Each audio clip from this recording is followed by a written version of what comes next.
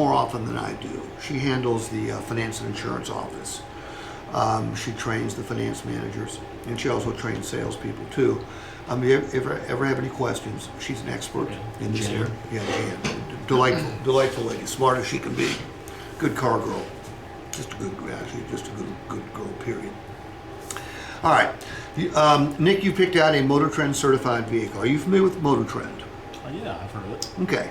They're the elite authority when it comes to all things automotive. They've been dispensing advice to consumers since 1949. They got into the certification business about 15 years ago. Okay, but they're very, very choosy. There's only 72 dealers in the entire country, only 2 in Tennessee, and we're one of them. So fundamentally, we can certify any vehicle we choose to. And a certified vehicle is a better vehicle. Now, why is it a better vehicle? I'm a car salesman telling you it's a better vehicle. Any car salesman is going to tell you that. But I'm going to back it up. Any dealer will tell you they inspect their used vehicles before they sell them, but all inspections are not equal. Most inspections, especially for non-certified vehicles, are safety inspections. That means they check to see if it starts, steers, and stops. If it passes those 3, they put it on the front line. They may wash it. We don't do that. We put it through a thorough inspection. Every one of these check marks, Nick, could indicate money we spent on this vehicle, because if something doesn't pass, we fix or replace it. Then we recondition it up to nearly new. We detail it. We provide any services that are necessary. We make sure that it's going to be a better vehicle because we're going to warranty it. When you leave here, starting from minute 1, if anything on here breaks, and most of the mechanical workings of the vehicle are covered, anything breaks, somebody else will pay for the repair, subject to a small $100 deductible. So if it's a $5,000 repair, you pay $100. If it's a $200 repair, you pay $100. Okay, this is good. Certainly here, which is where we would want you to have the work done. But if you choose to have it done somewhere else, or you can't get back here, it's good at any repair facility that employs certified technicians. Okay. Also comes with roadside assistance. You're going to, for the next 6 months, you run out of gas, need a jump, need a tow, lockout, flat tire changed. You've got a 24/7 number that you call. Someone will come out and take care of you. But we're not going to stop there. By the way, I probably wouldn't go through the entire thing with them. I would break it up, because let's face it, they didn't come in to see this car. They came in to see the car or the truck. However, in addition to the warranty, we're going to give you coverages that even new cars don't get. For example, you buy a brand new Chevrolet and you blow a tire or break a wheel because you hit something in the road that's not supposed to be there. Factory warranty doesn't cover that. We're going to provide you either a fix or a replacement. No cost to you at all.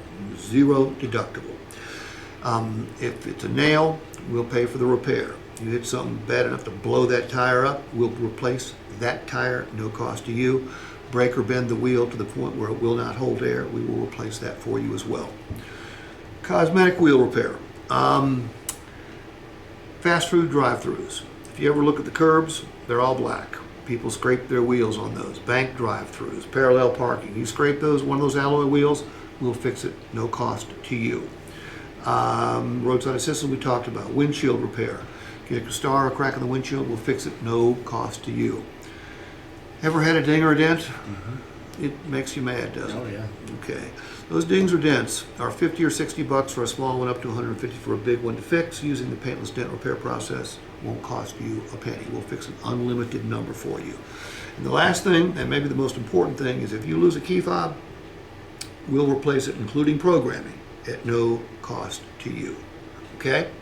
Now, we have a great service department. You don't know that.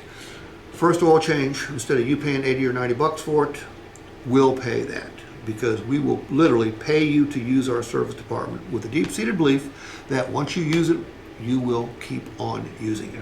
You know, we're not charitable, but we're willing to pay you to use it the first time. Courtesy loaner. If something does break and the vehicle can't be returned to you in the same day, we will give you a loaner if it has to be kept in the shop overnight. so you don't have to rent a car. We'll take care of it for you. And the two coolest things, we want you to be satisfied, certainly for the first 3 days. During those first 3 days, if you decide you made a mistake, doubt you will, but if you decided you wanted different equipment, different color, the seat didn't feel right, if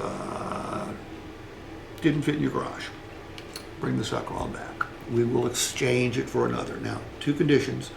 We ask that you don't drive more than or put more than 300 additional miles on the odometer, and you need to bring it back in the same condition. You can't hit a telephone pole and try to exchange it.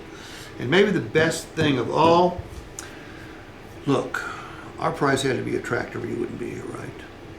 Absolutely. But you're probably wondering, could somebody else, somewhere else, with a similar vehicle, give you a better price? Nick, if they do, you're still going to be a winner. We're going to guarantee the price. We're going to guarantee it in writing. During the first 5 days of ownership, you have the right to check out any other dealership in Jackson or the state of Tennessee or the Southeast, Northeast, Midwest, Southwest, Far West, Alaska, Hawaii. If you find a similar vehicle to the one you buy from us, advertised for a lower price, and it comes with the same benefits we offer, all you have to do is show us the website, and Nick, we will cut you a check back for the difference. Has any dealer ever made that guarantee before? Never. And put it in writing? Not once. And that is the program. See, if it was complicated, Nick, I couldn't teach it. Okay. All right. What else do you want to know about selling cars? Well, I've got a good question, actually. Okay. So, obviously, these are also $100 deductibles, right? No. All these are zero deductibles. Okay, zero deductible. That's good. The warranty is $100. Those are all zero. So let me ask you this now. So, what is the minimum tread depth for a tire to be certified without being replaced? Do you know? And I know it's a very technical question. I think it's on here. The only reason why I ask though is because on all-wheel drive vehicles, four-wheel drive vehicles, anyone, if they're doing research and they see this and say they happen to have a damage to a tire and they need a replacement tire, a lot of times on four-wheel drive and all-wheel drive vehicles, they all need to be replaced at the same time. How does that work? I don't know the answer to that question, and I've gotten it before too. I just haven't gotten it for a while. Yeah. Because I already know I'm going to be asked that by somebody, and I want to be able to have an answer for them. You know, I don't know. I'm gonna find out. I can't imagine that we would replace all four tires. By the way, the tread depth is 5/30 seconds. Okay. I just saw that somewhere. Okay. Interesting question. Because 230, to think of it, this is the way I think of it. 230 seconds, the tire needs to be replaced completely, Right. No matter what. Well, I don't think they would sell a vehicle. Well, they couldn't.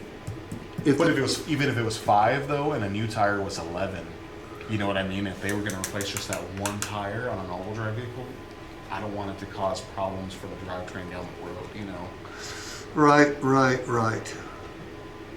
I don't know. Sorry for the technical question. Oh no. You know, I've gotten the question before, and either I didn't answer it or somebody else answered it because I don't.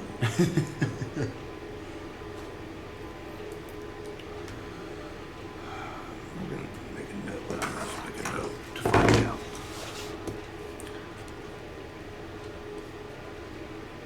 Because when I buy things, I ask a lot of questions. That's just me. That's good. That's just me, man. It's that Hispanic panic. Does your wife have that too? Whatever can go wrong will go wrong. Oh yeah. Oh yeah.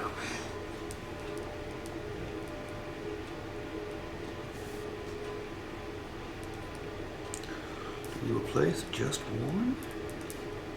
Or is it that axle that gets replaced? If it's the axle, if it's symmetrical on both sides, then that makes more sense, you know. But you know, I drive an all-wheel drive vehicle, and I've had all-wheel drive vehicles, and I guess I've never replaced a tire because I don't keep them very long. yeah. Tell you a funny story. You know, I'm married to a Colombian. In February, I had my 21 Honda Pilot in for service. This young lady catches me in the lounge. She knows who I am. She goes, "Hey, Mr. Richards, have you seen the 24 Pilots?" I said, "Katia, no." And I'm not going to look at them because this is the last car I'm ever going to own for my entire life. She goes, they've made some really cool changes. She goes, do you ever go off-road? I said, not on purpose. She goes, well, the new Trail Sport has got this really cool color. I said, no, Katya, I don't want to waste your time. I know what you're doing. I taught you how to do it, okay?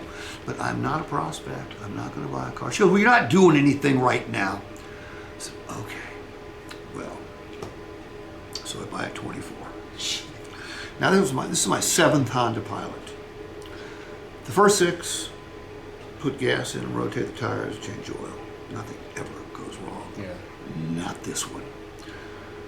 In the first 6 weeks, 2 radio replacements, fuel injectors went out, and fuel injector 2, which took 3 weeks to come in. So the car was a disaster, but they fixed everything up. I mean, it's my brother's the general manager of the store, so they took care of me. So I'm up in North Carolina, and I'm doing a class on needs assessment, and everybody's a prospect. So after the class, this young lady comes up and goes, Mr. Richards, have you ever driven a Ford Explorer? I said, no, Dulce, but I'm not going. I have a 24 Honda, you know. She goes, but you don't seem happy with it. I said, I'm perfectly happy with it now. She goes, well, here, take this, just go check it out. So I go sit in it. It's really nice, $62,000 car. So I come back in, I said, it's very nice, and if I ever buy another car, I'll certainly give you an opportunity. General manager comes over and goes, don't you teach my people to make sure the customers take a drive in the vehicles they came in to see? I said, yes, but I didn't come in to see anything. He said, you're driving that vehicle. So he takes me on the demonstration ride. Well, I end up buying it. Now, here's the connect the dots. I bought the Honda from a Brazilian girl and the Ford from a Mexican girl. So I'm a sucker for Latinas. Hey, brother, I'm a Spaniard. Let's go. Right now. Wrong gender. Wrong gender. Wrong gender. All right. What else? What other questions do you have about selling cars? Man, I mean, Well, you're 2 weeks into it. You really don't have a great frame of reference yet. Are you studying? I bought cars. That is my frame of reference. All right. Are Are you going through some General Motors program to learn the product? They said after my first month to go through, and they'll start doing all my training and my classes. So then like you get that. all the certifications Exactly. necessary. Okay. Follow their process here. They have a very good process. Not all dealerships have a good process. Yeah. Most dealerships, the weakest link in most of the stores I work with, if there is a weak link, is management. Absolutely. That's not a weak link here. No. No, that's a strength here. They've got excellent managers who will get involved too. My expertise is presenting numbers and handling objections. I mean, I know 12 different ways to take a customer who says the payment's too high and justify the payment without ever dropping the gross a penny. 5 different ways if it's a price objection, 4 different ways, 4 or 5 if it's a trade-in objection. Go to my YouTube channel and just, when you get to the channel, type in trade objections or payment objections. And I've got hundreds of videos with different ways to defend those objections, because you're going to get them, okay? You said you're a good closer. That's really important. Look, customers don't come here to picnic. They come here to buy a car or a truck, but they need help. They need someone to ask them to buy multiple times. One of the biggest